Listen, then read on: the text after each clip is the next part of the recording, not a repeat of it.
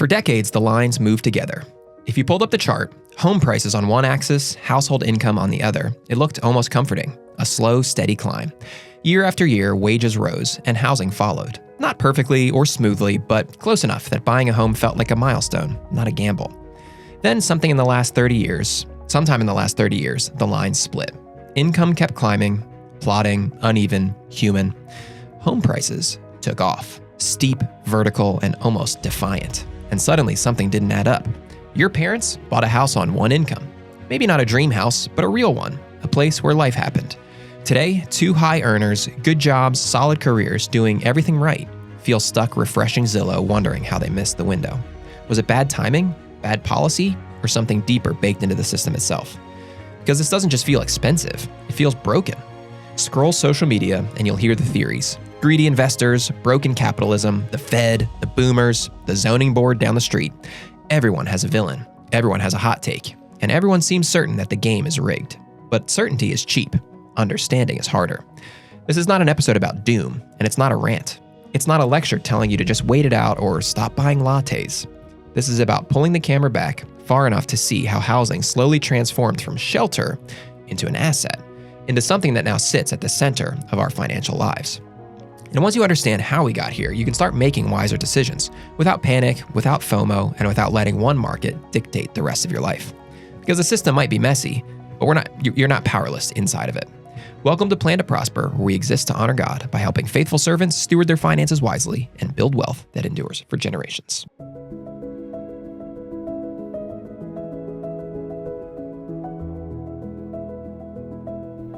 Well, welcome everybody to another episode of Plan to Prosper. I'm here as always with Logan MacGray, president of Stonecrop Wealth Advisors. Hello, people. Last week we had Bob Dahl. This week we have Jake DiLaura. That's right. Far less impressive, but I don't know about that, but nice. Jake is the newest advisor at Stonecrop Wealth Advisors, and he's also our biggest fan. I think he's the only person on planet Earth that's watched every episode of Plan to Prosper. I am a huge fan. So The cold opens, I just love them. This is a dream come true for Jake. It is. He loves the cold opens because I have no part in it. That True. is not why, Logan. Jake, welcome to the show. Thanks for hopping on today. Thanks, guys. It's good to be here. I'm grateful to be here. I do love the show. So Sweet. dream come true. Well, tell us a little bit about yourself. Tell us about your background. Let's get to know you a little bit and how you came to Stonecrop. Sure. So started at Stonecrop in November. I'm coming from a background in finance, risk management most specifically. So did a little bit of investment consulting somewhere in there too. Been working in finance for a few years, studied finance in college as well. It's just a passion. I love it. And so I decided to become an advisor to share that passion with everybody. Awesome. And personal life, are you married? I am married. Been married for about 3 years, and bought a house in a little town, Phoenixville, a few years ago too. I got one little dog, no kids. Okay. I actually didn't know you had a dog. Yeah, he's a tiny little guy. What is He it? almost killed the dog last week. Did you? Yeah, well, the dog, he ate some gum. Oh, no. Yeah, he got into a bag. Didn't know it had gum. Didn't know also, apparently, for everybody out there, sugar-free gum, that is just poison to dog. It ranks up there with antifreeze and rat poison. You're kidding. Yeah, xylitol. Who knows? Oh, yeah. Xylitol is great for humans. Yes, yeah, it doesn't mess with our systems. But Yeah. dogs, especially my 9-pound little dog, I mean, he tanked it, I will say. Let's go. He ate it. We took him in. They're like, he's going to be fine. I was like, how? But he's fine. What kind of dog is it? He's an Aussie Doodle. Oh, dude, I bet that's cute. Yeah, 2 different colored eyes. Yeah. Yeah, he's real cute. Big fan of Aussies. Cool. Well, I have no idea what you guys are even talking about right now. Aussie Doodle? Yep. I don't know if I've ever seen an Aussie Doodle, I but guess doodles. I know doodles, I guess. Yeah, Australian Shepherd, Poodle mix, and he's just like an extra mini version, so he's like pint-sized. that's awesome. So you mentioned that you bought a house, and you've also been posting on your LinkedIn a few times just about real estate market, and in particular the discrepancy that's growing between median income and median home prices. And just tell us a little bit about, are you passionate about this, and again, kind of what led you into being more interested in real estate? Yes, I did buy a house in 23. Basically, one of the toughest times in recent memory to buy a house. So we bought our house. It was either the 11th or the 12th offer that we put in. So it was a fight, but we worked with our realtor and kind of kept putting up that fight and putting up offers. We ended up... Do you have to waive everything? Like actually, inspection and stuff? most of them we did, but we got blessed with our house, and our realtor was able to find one off market through his own network. Older couple, they were looking to downsize, and so we found our home that way. But it's one of those houses, an old house, needed work, but it's in a nice area. So it's something that we'll probably talk about today is like where to look for houses. That's a good strategy. Look in a nice area, but get the older home. Don't try and buy something brand spanking new for your first house. That's what we did, and it worked really well for us. But I love real estate. It's just something I've had a passion for. I see it as a great wealth building tool. It's not the only tool, but it's a great wealth building tool. And we see a lot of clients as they grow, their home value, their equity in their home, which we'll probably talk about too, becomes a large portion of their net worth. So it's important. And I think part of the American dream has always been to own a home. Yeah. Put your name on it, put your name on a little piece of land. And it's special to do so. And I've loved the process. I've loved learning and YouTubing how to fix my old house. Oh, yeah. Yeah.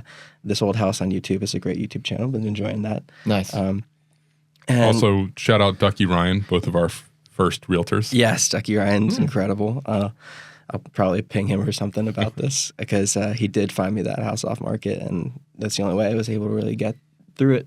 So that's for us how it happened. We were lucky that way. But moreover, I think, especially with real estate today, there is just this narrative coming in that it's impossible to buy a home. And I find it deflating to a lot of people in my life that are looking and dream of putting their own name on something. And what I hope to do is, I'm maybe no expert, but I know a little bit, and I hope to be able to provide some hope. Yeah, that's right. And you don't need to be an expert, but we wanted to talk about this today because you've got this kind of unique perspective now.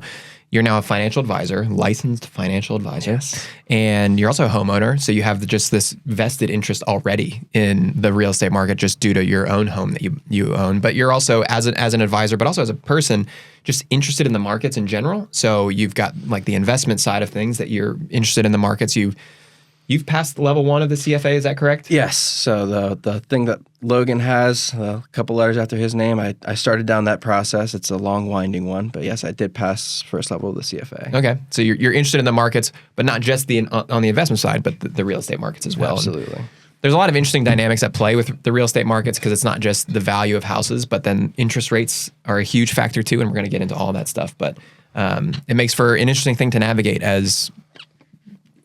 for young people that are trying to get into their first home, or even people that have been in homes for a long time, navigating potentially selling when you've got interest rate discrepancies that you have to take into account. Even if your home value's risen and but you'd be buying at a much higher interest rate than you bought before, you might feel locked in. So there's a lot that we're going to talk about. But yeah, we're glad to have you on the show. Thanks, guys. Thank you for having me. So I guess to start with, I think a little bit of context would be helpful to dive into a broad overview of the history of the housing markets in America in particular, and how we got to where we are today, where housing prices seem to be as high as they've ever been. Interest rates are starting to come down a little bit, which is nice, but the past few years they've been pretty high, and so that's made buying a house pretty difficult, even though both of you guys have done it. Twice. Yeah, let's actually talk about that briefly. Tell people about you've bought 2 homes at this point. What were the markets like the first time, and what were the markets like the second time?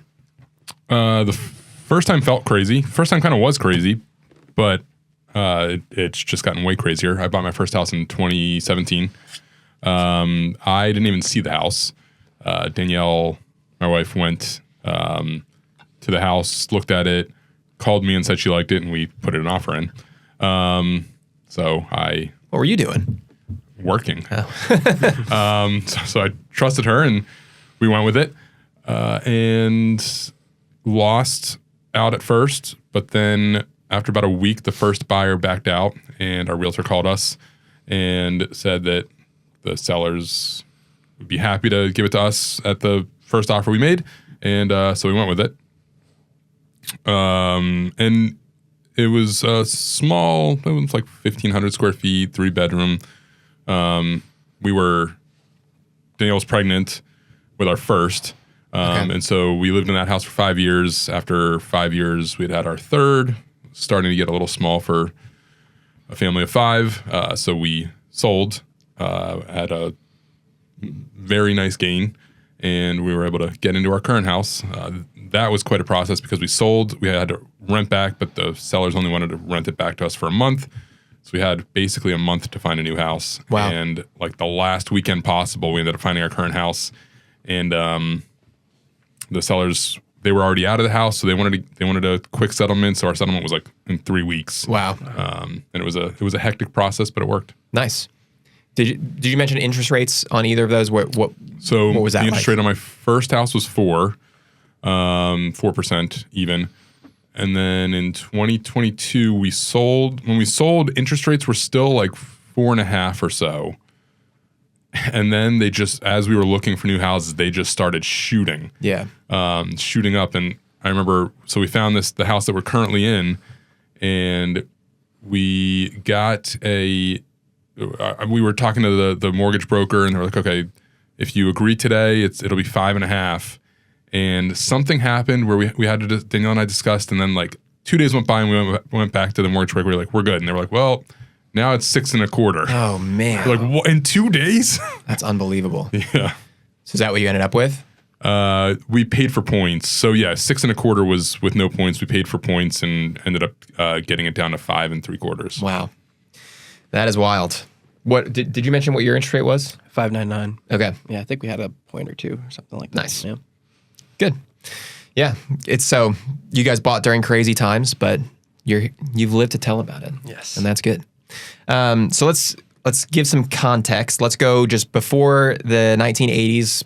Again, we're just going to speak very, very broadly here. We're not going to do a deep dive into any of this stuff.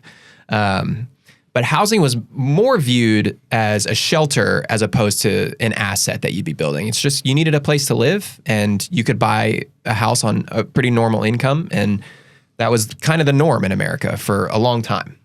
Yeah, I think there was definitely still the expectation that you would live there and it would gain value. Sure. But it wasn't like let me try to buy my house and flip it, or let me try to buy another house and have that one appreciate, and just kind of real estate as kind of that separate asset class.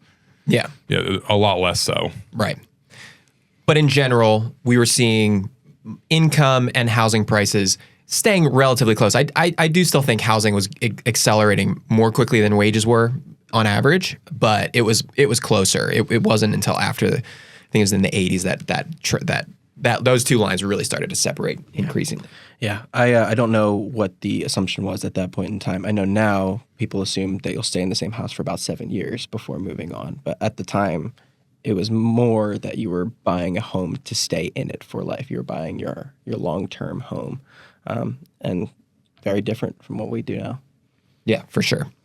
Yeah, I think people, and I think this is a reasonable thing. People these days don't go into it with the expectation that they're going to stay here forever. Sometimes I think there's a mix. Yeah. Because some people are like, nope, I want my forever home. Yeah, that's true. Yeah. And I think, but we'll talk about some principles later that I think maybe that's not always I don't know. We'll talk about it when we get to it. Yeah, I think largely the story of like this pre-1980s time, especially the one that's communicated out at least, is that you could afford the house on the single income. Yeah. You could have the kids, the car, and provide for retirement is largely the story that's communicated, I think. Yeah. My grandmother's grandparents bought their house, and in 2013 or so, my grandmother sold it. Really? Yeah. Wow, I'd love to know what that appreciation looked like. Yeah, but it was, to your point, it was just kind of we're just going to stay here. Like this house is adequate for us. We're just going to stay here. Something that I should have looked into. This just occurred to me. But if we look at on the financial side of things, single income, as you're saying, you could afford the house, the car, starting to have kids. We also lived in a country that was largely like pensions were a lot more prevalent, where you would be expecting your employer to be providing some level of income in retirement, whereas that really started to change.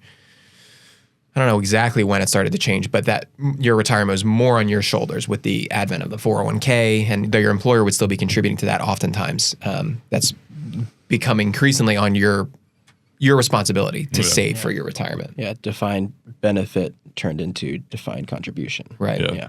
Yeah. And the investing was very much on your shoulders. Yeah. And so because of that, you just have to allocate more towards saving than you maybe needed to. Yeah. Larger piece of the take-home budget. Yeah, exactly. So 1980s to 2007, this is kind of the era of the financialization of housing, where interest rates, I think they were really high in the 80s, but then started to go down from there, but housing prices were really starting to soar at this point too. And so it brought in this new era of buying a house that led to where we are today. Yeah. Yeah, I think the 80s, I think mortgage rates were in like the teens. Yeah, I feel like I remember your dad sharing that that's the first house I think his was like 12%. which is wild. Yeah. But people forget that. People think, oh, in the 2000 teens, it was 4%. Well, that's also historically low. So Yeah. it just depends on the environment you're in. Yeah. I love like the pictures and the memes online of like your grandparents bought your house for a pack of bubble gum and stuff. Yeah, like that. exactly. It's like, well, yes, but no. Like the price was there, but the interest rate might have changed things. Their interest rates for their homes looked a lot more like our interest rates on our credit cards.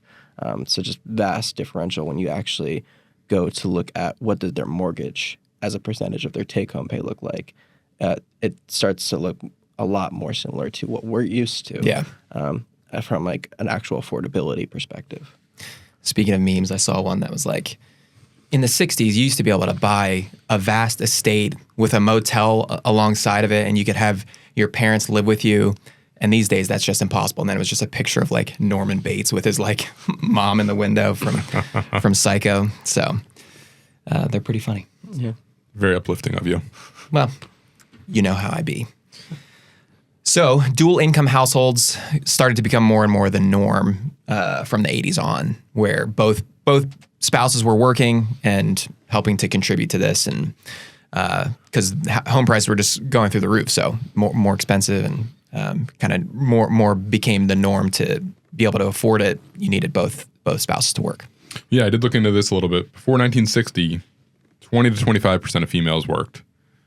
It plateaued in 1990. It has plateaued since like 1990. It's been right around 60% since then. Okay. And it stayed steady since the 90s? Yeah, it's Really? been between 60 and 65 since then. That's actually a little surprising. Yeah. I would have thought it would have continued to climb. But Yeah. And I honestly thought it'd be higher now too. Yeah. But it makes sense if, home prices getting more and more expensive, it's starting to become more difficult to buy a house on one income. Well, both of you guys will go to work then. Yeah. That just kind of became the norm. Yeah. And something we'll probably address later as well is the outside of the actual housing costs. The other costs like childcare is an expense that has also increased over time. So Right. perhaps it was different then and got to a point where it just plateaued. So this all came to a head in 2008. So what happened in 2008 that turned the housing market on its head? We've talked about this in the previous few episodes with our financial crime series, but let's do another brief overview.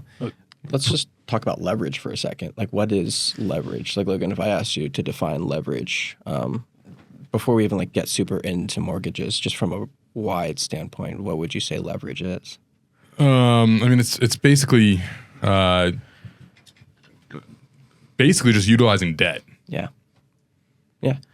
I would agree. And I think when you utilize debt to make a purchase, you add a potential for risk, right? Because leverage enables you to go and buy something that you couldn't otherwise afford. Right. So leverage using debt, I don't have the cash to go and buy a house, right? So you use debt to go and buy it. But going to buy that house adds leverage, meaning it's called leverage because of the fulcrum point on, what am I trying to say? Lever? Yeah, a lever. Leverage.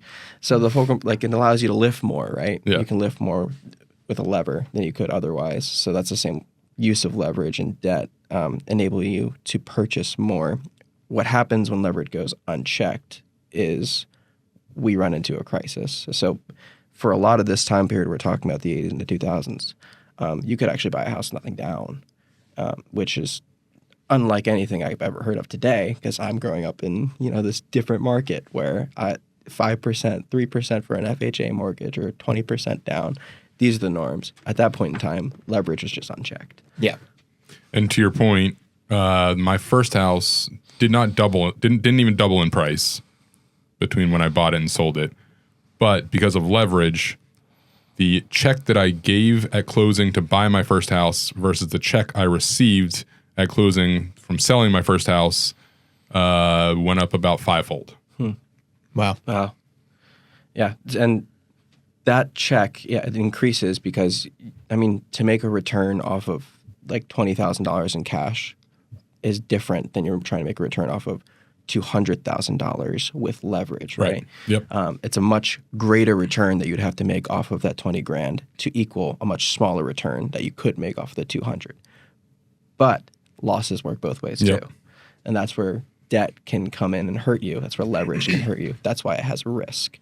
And in these 2000s, what we saw was, I think, speculative real estate purchases where individuals were not like in the past buying homes as a shelter source, but buying it as pure investment on leverage. So they were effectively going out and making bets that this house that they're buying as an investment would continue to increase in value, maybe not fully understanding the risks.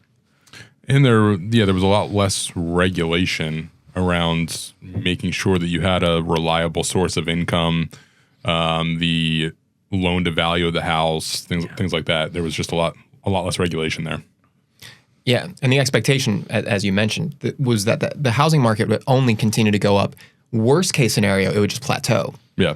Certainly not that it would go down significantly. And the way that interest rates were working at the time, these these mortgages that were being handed out were on variable terms largely. And so when they bought an expensive house at a low interest rate, and the thought was just that the markets would just go up, but then the market turned, housing prices went down, and interest rates shot up. Yeah. And so suddenly all It's these like a people, teaser rate. yeah, these people, these variable mortgages, their interest rate shot up, and they were underwater on their houses all of a sudden.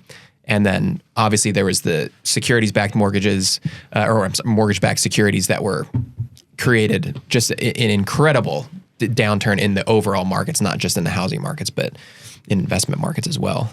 Yeah, and it hurt a lot of people. I mean, it's part of my story too. Like at one point in time, my family's home was foreclosed on. This is why, one of the reasons why I got so interested in finance was because I never understood what was happening then. Right. But this crisis hurt so many people.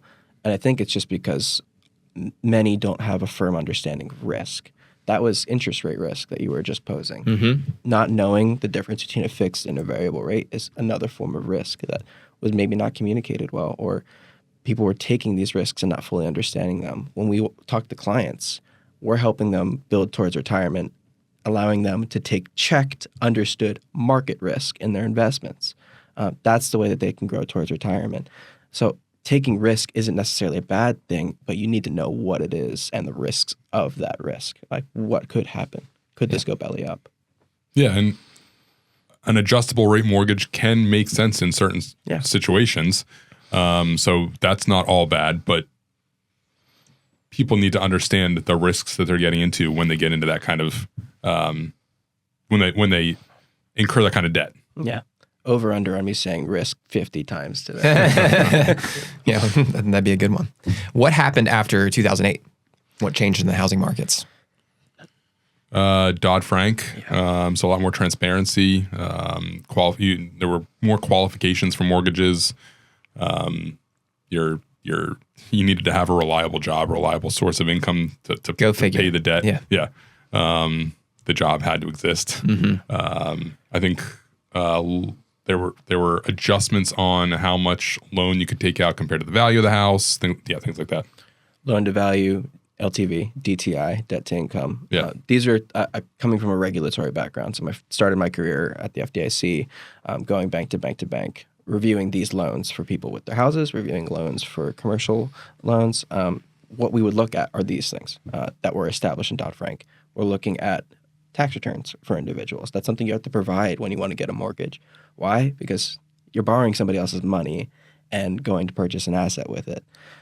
So they need to understand your ability to repay that loan. Right. So that was all of these things which sound common sense now.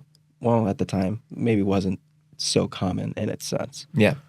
And it makes sense just from the buyer's perspective that you have skin in the game here, that you're not just being handed something basically for free with no money down, no risk. Like if it's being presented this way, that it's just like, yeah, I get a low interest rate and I get a nice house and I don't have to pay anything for it. I just basically just pay the mortgage payments. Well, going back to sound principles, you at the end of the day, you are buying a house. Now, the bank owns most of it for most people when you start off because you're not putting more than 50% down on the house usually, especially for first-time home buyers. You're putting significantly less than that down. You're probably not even putting 20% down these days, but you still are putting something into it so that you are starting the process of building equity and actually taking ownership of this asset that you are going to be using. And I think it makes sense that there would be some level of like, yeah, I want to have that. I want to have skin in I want to care about this to the degree that it's not just like, I'm just being handed this left and right. Like I earned my money to get here. I worked hard to get to this point. And I think that's a good thing. I think it's good for home buyers to go through that experience and not just be handed it out. I think to have the ability to put something into this is good for the buyers as well. Yeah. Yeah. I think you have a lot more responsibility. I remember when my wife and I got pregnant, we were like, all right, let's start looking into houses, see if we can afford it. And we're like, we can't, but right now, but if we save at the amount that we can for 6 months, then we probably can afford it. And so we diligently saved for 6 months, and we were able to afford our first house. We put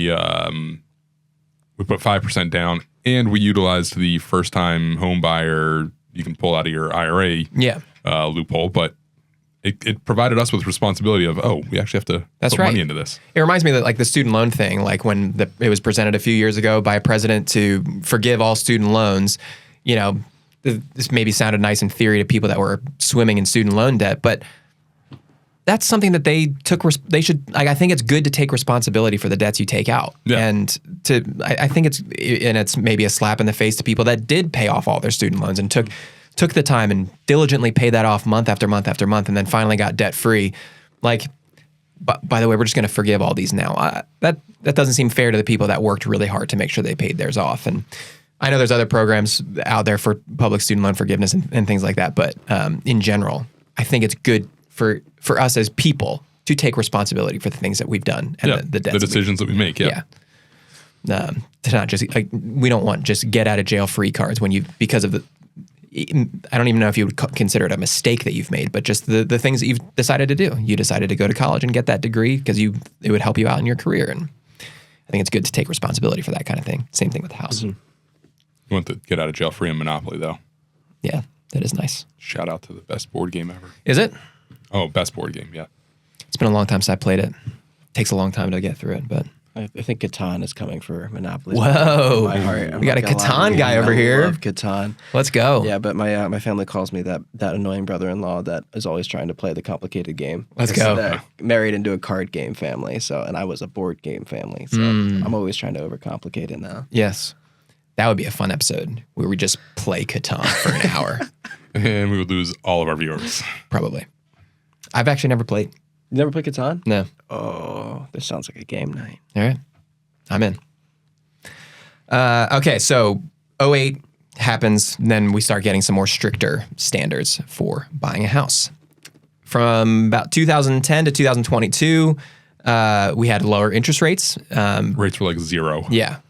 But the housing market was still increasing in value after 2008. I don't know when that started to turn. Do you know off the top of your head, maybe around 2010? Probably a little later. 12, yeah. I think. Okay. So we were kind of coming out of the financial crisis and getting the housing market back to what it looked like a little bit before, but with better regulations, better standards for mortgages. And then 2020 happened, the pandemic, and how did that affect things?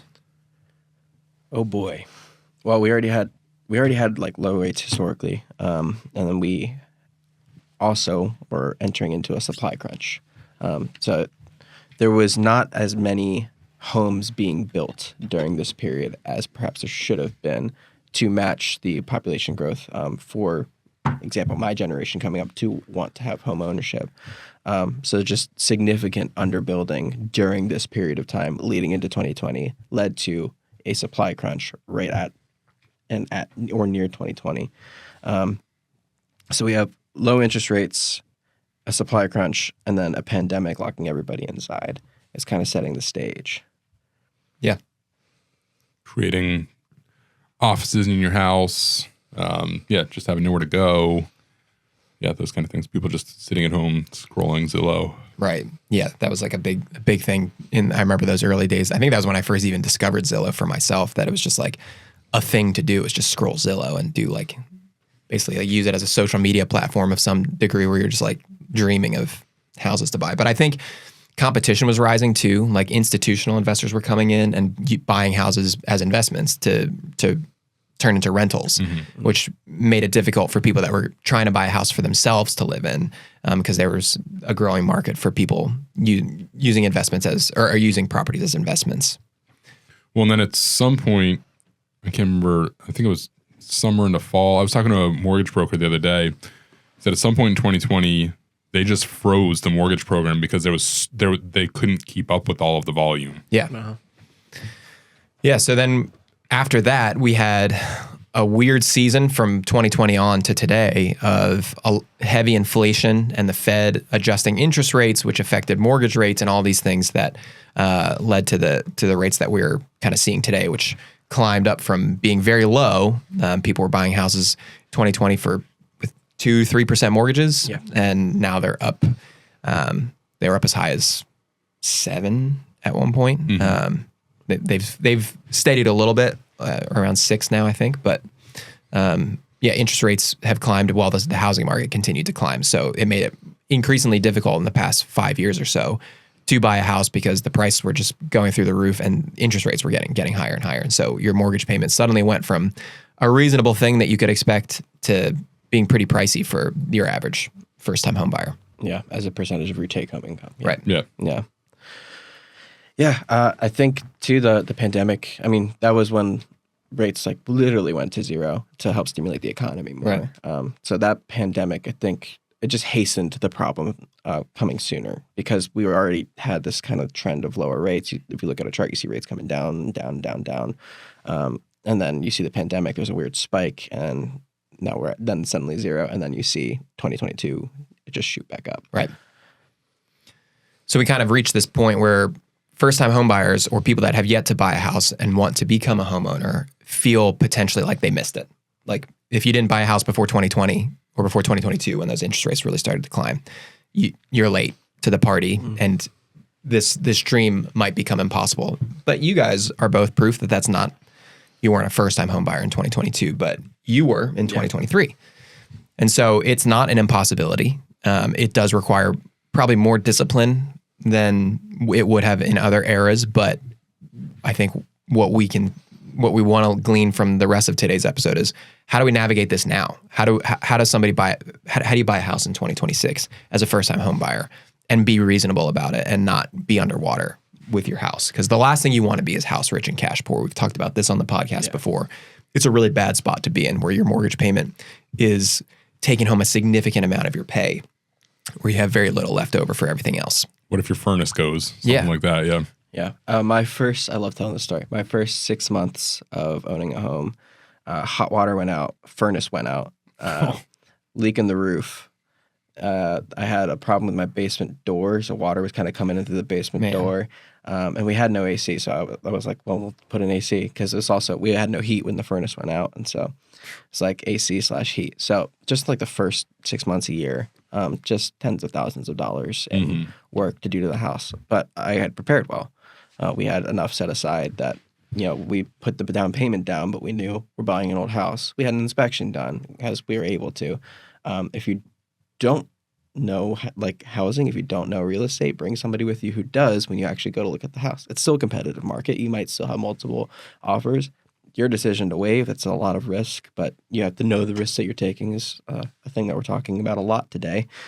Yeah, I can't imagine waiving, but people had to at one point. I'm thankful that when I bought in 2022, I didn't have to waive. We got an inspection as well, and it worked out really well because the septic failed. So we were able to lower the home price. But I mean, even in that environment, there were a lot of people were waiving home inspections. That's just a risk I can't imagine waiving. Yeah, and I guess maybe we should take a step back further for those who don't know. When you go to buy a house, there's protections in place that help you as the home buyer and protect you as the home buyer from large problems in the house. One of them is a contingency that allows you to bring a professional inspector into the home to look at the house. So you put in an offer, that's a binding commitment, right?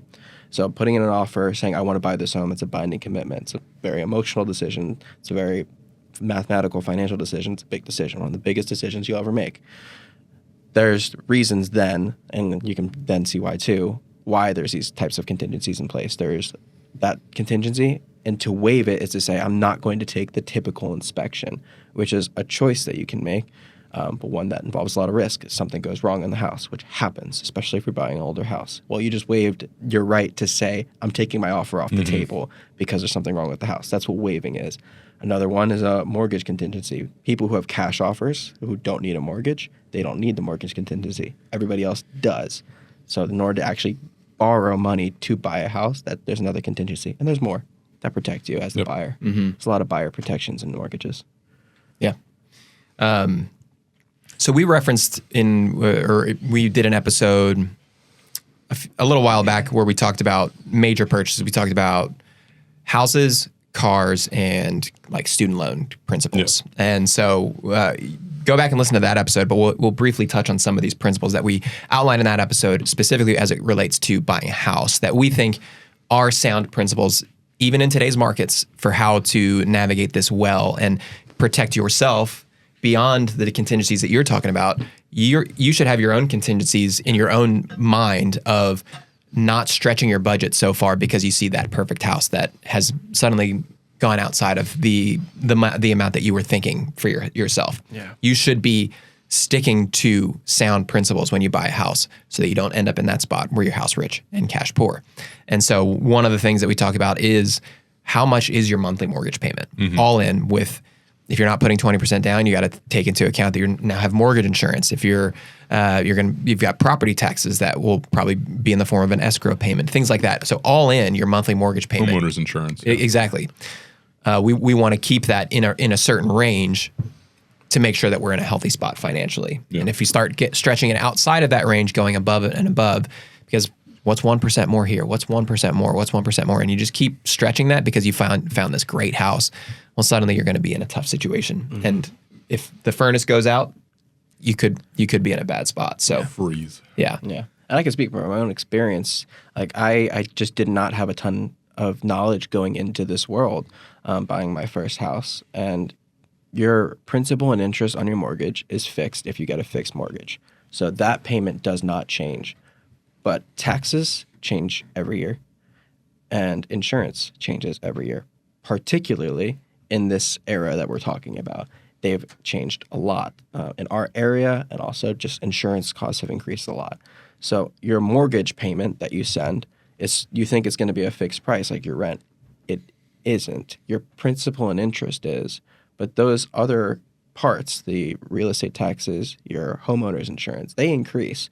So it's even more important, I'd say, knowing that number that you could be sending on a monthly basis can change. It's helping you build wealth every month, true, but it can change. And so going at the very top end of your budget into your house, knowing that, well, insurance has increased probably north of 10% the last few years, every year, at least for me it has, well, that maybe will bring it back further as a percent of your take-home pay, just to be safe. Also realize that you have to disclose things that you have to insurance companies. Like I have a diving board, so my insurance is a little bit higher. If you have a trampoline, your insurance can go higher, or they can just void your insurance. So just keep those things in mind as well. Yeah, when I bought my house, it had knob and tube wiring, so I had to get that changed. But that was a negotiation because I had the inspection that I could do with the sellers to say this needs to get taken care of because my house won't be insured. So there's a lot of things like that. Yeah. I'm curious, was mortgage insurance, did that come into the picture as a result of 08? Yeah. I would think so. I'm pretty sure. So if you don't put 20% down on your house, you are required to also get some mortgage insurance to prevent what happened in 08 again, presumably, that your not seen as the whatever you'd want to call it, like you don't have as much equity when you're not putting 20% down. So you're seen as a riskier. Yeah. It's a riskier mortgage. Yep. And so they want to ensure that that's not going to default. And so they put mortgage insurance in place. So you have to keep that in mind if you're not putting 20% down, which we don't think you necessarily have to when you're buying your first home, that you have to take that cost into account. And so we want that range to be somewhere between 25 and 30%. Obviously, the lower the better, and the better off cash flow you'll be. But you can stretch it to 30% and still be with sound financial principles in your overall monthly cash flow. Yeah. Shameless plug. I mean, you should work with a professional. You should work with a professional because money that you could put towards a down payment could also be put towards points, and that could lower your rate, which would lower your payment on a monthly basis. Helps on taxes a ton the next year too. Yes. So, but that's a math problem. That's all it is. It's not that confused. But if you have to be a professional to know the math behind that, otherwise you're using really advanced calculators and you could mess up. So that's where coming in and working with a professional who just understands these things or has the software that they pay a lot of money for to help them understand these things can chart it out for you and then place it in front of you. Another thing that we talk about a lot, again, back to the issues that you experienced in your house when you first bought it, that you're not using every penny of cash that you have on hand to throw at the down payment, that you're preparing by first establishing some kind of an emergency reserve. We refer to this a lot, somewhere between 3 to 6 months of your most essential living expenses. You have that in cash ready to go. If you lose your job, if you have to go to the emergency room and you need to spend a few $1,000s on that, whatever might come up, it's for emergencies. That's not down payment money. You really should. Now, I understand that things happen, but I think the sound financial principles would be establish an emergency fund and then you save for a down payment on top of that. Yes. So that when you buy your house, you still have an emergency fund because your furnace is going to break right away. Every time. No. And your hot water. Yeah. New hot water heater, right? It's all going to go out right away. What is it? Murphy's Law? What can happen will happen. Yeah. So just protect yourself against it. Because, who wants to go take out the most debt that they've ever taken in their entire life, and then you don't have a backup funds, so you have to take out more debt. Exactly. Because something went wrong. Yeah. That's the other thing to keep in mind is the mortgage companies do approve you for typically way more than you should be spending. Right. Yeah. So you want to just make sure you look at everything with eyes wide open. Think about when you get that mortgage sheet that tells you how much this particular house that you're interested in, how much your mortgage is going to be, how much your payment is going to be, the estimates and all that. Put it into whatever you use for budgeting. If you use anything, you should be using something. And look at what your cash flow would look like if suddenly you were on the hook for this every month and go, am I still saving on top of this? Like, is this suddenly wiping out my ability to save anything? That's not a great sign. Destroy all of my other goals. Yeah. Right. Yeah. You want to make sure that you can step into that house and still be in a really healthy spot financially, where not only do you have the emergency fund already in place that you're not dipping into that, but you're able to continue to save beyond that once you're in the house. So utilizing some of these principles will protect you for the worst case scenarios that inevitably will probably come up. Yeah. I think a question I get a lot too is, should I get a 15-year mortgage? Should I get a 30-year mortgage? That's up to you. But I will say that the only difference between a 15-year and a 30-year mortgage is the amount of principal that you're putting in on a monthly basis. So sometimes you'll get a better rate because you're agreeing to pay it down sooner.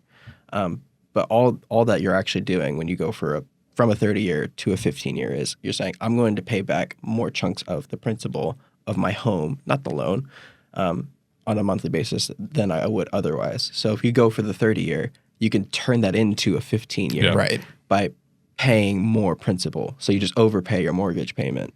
It's again another math problem.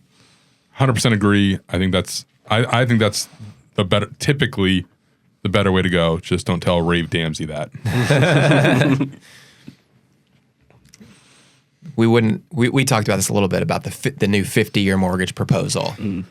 Maybe not that. Logan thinks it's a good idea. I think if you're working with the same, it's going to depend on.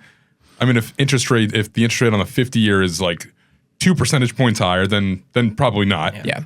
But again, it's going to be a math problem, and it's going to depend on kind of what you can do and how quickly you could pay it back, by just trying to pay it back faster. Yeah. So yeah, it's going to be that math problem as well. Yeah, because one of the other things to consider in that particular hypothetical is just how much you're paying on the lifetime of that mortgage. And it would be significantly more if you stretched it out to 50 years. So if that was to go through, because I don't even think that I think that's just like on the table as a potential option, right? That's not, people aren't actually getting 50-year mortgages right now, are they? Yeah. I don't think so, but I saw a billboard the other day from a bank that said, call us about 40-year mortgages. Oh, interesting. Yeah, so I don't know. Wow, they must be underwriting that themselves, though. Yeah. If you were going to do it, we would recommend certainly to take that 30 to 15-year approach where you can get a 30-year mortgage and basically turn it into a 15-year mortgage. As you said, well, if you're going to take the 40 or 50-year out, go in with the commitment of turning it into a 30-year mortgage, but just having the flexibility to potentially, in emergencies, pull back on that if you had to. Yeah. But ultimately, I saw just something about the amount of interest that you're ultimately paying when you stretch it out beyond to 50 years, and it's significant that you're going to be spending a lot more money ultimately. You're paying nothing towards principal in the beginning. Yeah. Like almost literally nothing. I think I saw it's like 20 years. Like by the time a 30-year mortgage is like, you're really hitting principal hard by that point in the amortization schedule. In the 50-year mortgage, you're still not even close. So 30-year mortgage is still probably the best move for most people to have the most flexibility in their cash flow, but also the ability to turn it into a 15-year mortgage and pay more on it, or just not necessarily 15 years, but pay it down sooner. Yeah, I think with a lot of 30-year mortgages, I've charted out a lot because I've considered buying a lot of houses. You're usually looking at almost twice the value of your home that you're paying. You're paying off the mortgage, and then you're also paying off the home again in interest. Right. So just gradually, but yeah. Yeah, gradually over time, over 30 years. So that's where that interest math kind of comes into play of, well, I'm committing to it. 15 years might make sense because you're forcing your own hand to say, I'm going to pay less over time and force myself in a contractual legal agreement that I'm going to pay this much principal every time. Sometimes makes sense for people. But a recommendation, even with a 15, is that housing costs should still be only 25 to 30% of income. Right. So that for most people, you're buying significantly less house. Right. Yeah. In that case. Yeah, or have a huge down payment and have waited a long time. Yeah. And so that kind of brings us to then the question of the first-time home versus a forever home, and how to think about that kind of thing. Because, of course, everybody would want to be in the nicer house if they had the option between two. But I think it makes sense to almost treat your first house, if you think about it this way, as the down payment for your forever home. So I would think you would be a good example of this, and I'd love to just hear how this played out for you. You bought your first house. It obviously was not your forever home because you're not there anymore. Right. But you built up enough equity, and the home value increased enough so that the check that you received, you said it was fivefold from the first check that you paid. Yeah. And that check that you received was the down payment, essentially, for the home you ended up buying. Essentially. Yeah. No, I will say, I don't think people should depend on that. I would say Danielle and I were very blessed in that we bought in 2017, sold in 2022, and we just accidentally timed the market perfectly. Sure. In that scenario, if home prices were flat, we could have bought more house, but nowhere near the house that we have now. Right. So don't go in thinking this is a guarantee that I'm going to be able to fivefold my check. That happened for us because of the environment. Right. But nevertheless, we would also not recommend somebody, if the housing market tanked and you were suddenly looking to buy a house, but you would not be having much equity in your current house because of the way that the market's we would maybe say this is maybe not the right time to go ahead with this move. Right. It would be a difficult thing, but you can see it as in real time and make those decisions and go, this might be a good time to think about this. Yeah. Our first house, it treated us well, but a lot of things broke a lot of the time. Yeah. And in early 2022, Danielle texted me and was like, we have to get out. I think our heater had gone and we had replaced all the insulation and everything. And there was just a lot that had gone wrong. And she was like, I'm so done with this house. So I looked at Zillow and I was like, wow, I didn't even realize that it's appreciated. So yeah, we went in eyes wide open that, wow, this is actually a really good time to, so yeah, in that case, yeah, you're right. Yeah. Were you able to get to 20% with that on your new house? Yeah, we were over 20%. Over 20%, yeah. So that's kind of my point. I think you're right. Don't go into the first house already looking to buy your second house. Yeah. I think you should plan to stay there depending on the market, but at least 5 years to start building some level of equity, maybe more. It depends on a lot of factors, but don't go into your first house already looking to buy your second house. Because if you bought a first house in 06, you're not getting in 11. You're probably not getting in 11 back what you paid in 06. Right. For sure. So the markets depend. It's very dependent on the market, obviously. But when you get that first house, you're not renting anymore. So you are building equity in something that with that monthly payment, that when you were renting, you didn't have that.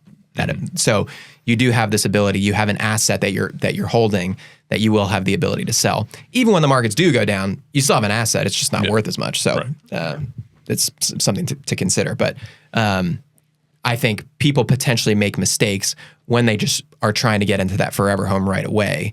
And I think it's okay to have tiers to your home buying, that you start with something that's more reasonable with what you can do right now. And then in the future, take your time with it. Don't be eager to do it, but look at all things and treat that as I'm building this equity in this asset, and eventually this will help us. To stepping stones. If the market goes down, the one thing to be aware of is you still have you still live in an asset, but the amount that you actually own of the asset might be less than your loan. Yeah, that's true. Yeah. It was phrased to me as like a stepping stone strategy. You start with a home that you can afford easily, right? That one that you're comfortable with. It's your first time buying real estate. Let's do something that we know we're going to be able to do and stomach. You don't know what your job market's going to look like. You never know anything. So many things could change. And then you just kind of work your way up slowly. And it's not something, like you said, you don't go into your first house buying. I like to think one day I will be buying another home. Like, I live in a townhome right now. I'd love to buy a single family. That's something I'd like to graduate up into at some point, but it's like a stepping stone. I'll get there one day. And so, but over 5 years, you pay a lot of your debt down on the mortgage. So you just open up equity. Right. And hopefully, like you said, the market dynamics work in your favor. Yeah. For sure. I think we could talk about, we're running out of time here a little bit, but I think that the most important thing is to think about your house as a tool to serve your family, as opposed to just treating it like you're buying a stock and expecting it to go up and up and up and up and trying to time it and sell it at the right time. Like you got it perfectly. That's not going to be the case for everybody, and it's okay.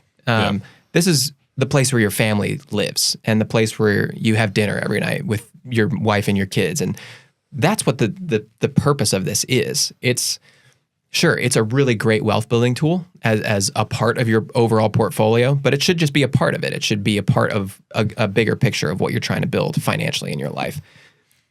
I think it's okay to treat it as the place where we're here to live. And and if you can't afford to buy a home in which you can do that, it's not bad to rent to provide that kind of environment while you're saving for the house. Right. Yeah, and that's been the story for my wife and I. We don't own a house, and it's just when we were finally kind of ready to potentially do it, the markets really went crazy, and it made it a lot more difficult for us to do that. And so we've continued to rent and just try to figure out when to make that happen. And still, again, we want to stick to these principles, so we're trying really hard to not get into a bad situation, and renting has just made it possible for us to continue to prepare for that.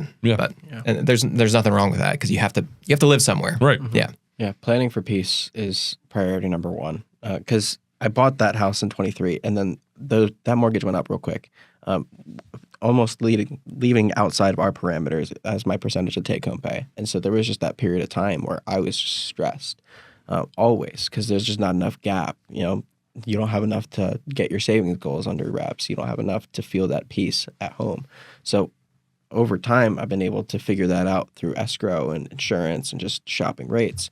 But there was a long period of time after buying my home that it was just not peaceful. It's very stressful. Throw all your cash at an old house to fix it up. Cool, it's fixed up. Now you got no cash. Right. And you're paying more than you thought you were going to be paying. So it's far better just to plan for peace and wait for the opportunity to come that will fit your family and your dynamic. I think that is far better than going the risky, stressful route that I went. And you do realize, I would say in the first 6 months of owning a home, oh, it was kind of nice being able to call a landlord. Yeah, for sure. I think one of the things that we have here is just not treating your primary residence as an investment property, because it's different. And one of the things that we do when we make financial plans for people, our kind of default assumption for people that with a house is that you're going to keep this house for the rest of your life, essentially. We don't plan for a massive liquidity event that's going to contribute to the success of your retirement plan. We want to be building a successful retirement plan outside of your home. Yeah. That's not dependent on a big home sale in the future where you suddenly cash in on all this equity that you've built up. We don't really want that to be a part of your strategy. It's nice, and it's nice to have that in your back pocket when things might be getting tight later, if that's the case. But we kind of default to your house is the place you live. It's not something that you're going to cash in on in the future to dramatically increase your retirement plan. Yeah, and part of that is because of liquidity, and it's not as easy to get liquidity out of a house as it is to get liquidity out of stocks or obviously out of cash or things like that. Yep. Yeah. I think if there's one thing I could say to those that are thinking about a home and just feeling like it's like this impossible thing to reach, I just say that we need to all adjust our expectations, right? During those 80s, they weren't looking for 2,500 square foot, 5-bedroom, 4-bath houses. They were looking for a place that would serve their family, like you said. And whatever that place ended up being was different for every family. But by and large, if you look at older houses, they didn't look like a lot of our expectations walking into the housing market today of this like big home with a big kitchen, everything brand new. Right. Where's my soaking tub? Exactly. So I feel like there is this communicated message, whether it be through social media or just our culture, that you should expect this level of home right away. And adjusting those expectations to a strategy that worked well for you. One that we are recommending is, let's go for the thing that fits our family. Let's go through the thing that fits our needs. Let's plan for housing as a shelter, like you're saying. And maybe that happens one day. Cool. If it doesn't, well, guess what? You're still living in a house that's brought you peace, whether or not you own it. You're living in a place that you have peace every night. And that's the most important thing. Yeah, I think the comparison environment that social media has brought us these last 10, 15, however many years, hits homes as well, hits people's mindset with homes as well. You're able to get on social media and see, oh, wow, that person's got that home that big. Oh, they're on their back patio overlooking 2 acres of land, like that kind of thing. You're like, oh, I deserve that too. Right. Don't get into that mindset. Do what serves you. Do what is best for your family, what serves your family, but also sets you up for financial peace. Agreed. But I would also just say that it is okay to dream a little bit in this realm and to have this goal of like, I do want to live in X square foot house because I think you've mentioned this on the, like one of the reasons you bought the house you did is because you guys love hosting and having people over and making those connections. And I've met with clients that have this like, they were talking about how they wanted to build this, I think you were on the call with me, this open concept house where they would welcome other Christians in anytime at the drop of a hat, welcome people in to stay with them, eat with them, and have this like almost Christian community within their own home. They had this really cool vision for that. There's I forget what it's a style of house. Open concept? No. Victorian. No. It's not like the style of the house, but it's like it's a specifically Christian community movement called, I'm going to blank on the name. I am blank. Whatever. But it's people come and go, and that's what they want to do with their house. Yeah. I've heard of that. I can't remember the name of it either. La Brea? Is that what I'm thinking of? No. I have no. I'm not going to pretend like I'll figure it out. Come up with it. Put it in the show notes, maybe. In the notes. Anyway, so it is okay to dream about these things, but figure out how to do it using sound financial principles. Don't just, this is my dream, I'm going to do it no matter what.